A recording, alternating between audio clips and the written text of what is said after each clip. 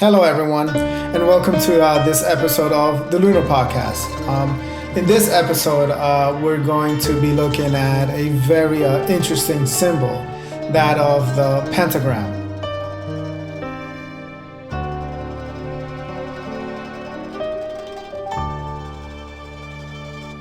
We're familiar with that symbol, right? We've seen it all over the place, especially in movies and in art and in music, especially the really dark sort of music videos. So and it's typically associated with witchcraft.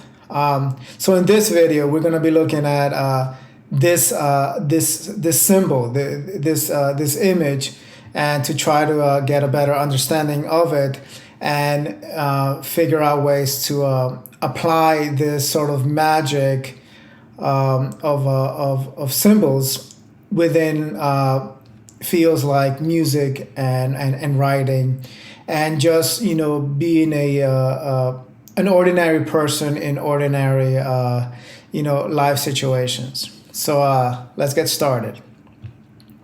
So here is the symbol of the sort of five-pointed star within a circle, right? So this is known as the pentagram.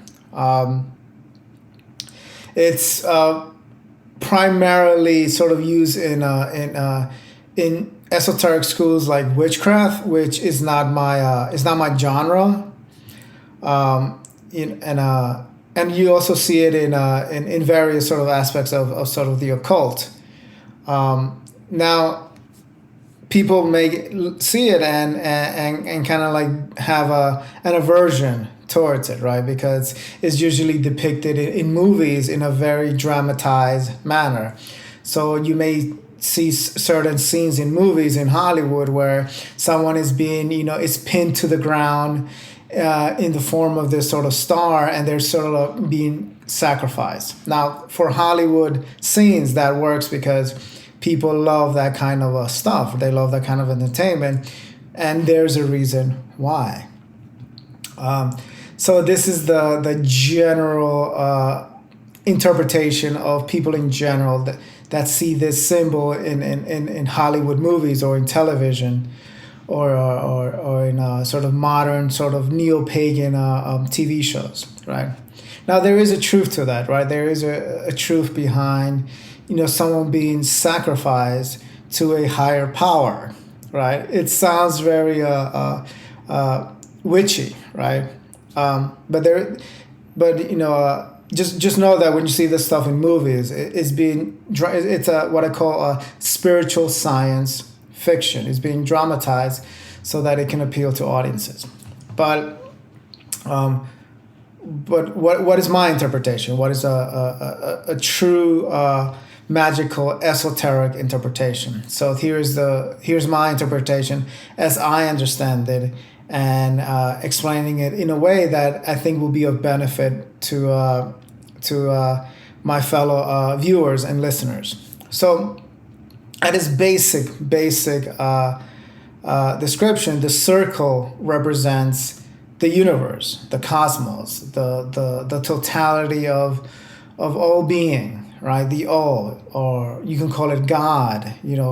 Whatever term it is that you want to ascribe to this sort of universal power. In Buddhism, you call it the Dharma, right? So that's what the circle represents, the macrocosm. Right?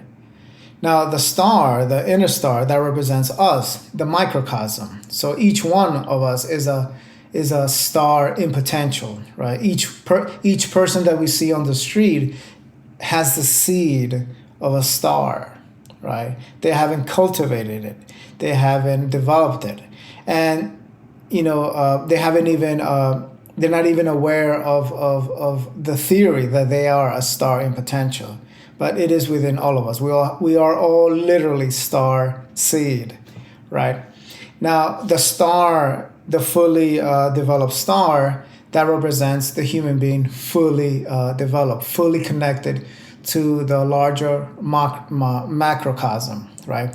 And that is the objective of any initiation system, whether it's witchcraft, whether it's esoteric Christianity or Buddhism or any other world initiation system or school. That's the purpose, is to get the human being in alignment to the greater cosmos, to the greater power, where each one of us is a star, right, among other stars, right?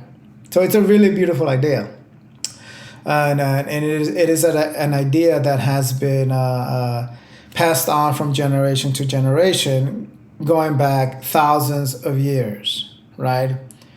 It's just that in our modern culture, because we're so distracted with sports, we kind of have forgotten that story, or we don't hear the stories anymore. Which is why, credit to Hollywood and all these sort of like witchy television shows that at least presents these images where the younger generation can be exposed to them. And at least they'll have an awareness that there's some kind of like mystery to being a human being, right?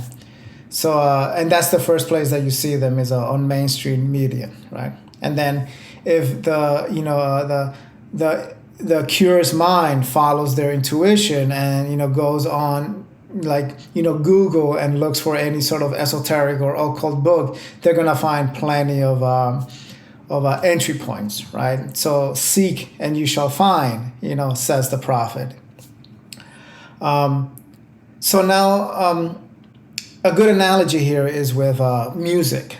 So in music, in pop music, you have like a standard arrangement, and it works. This is what people love.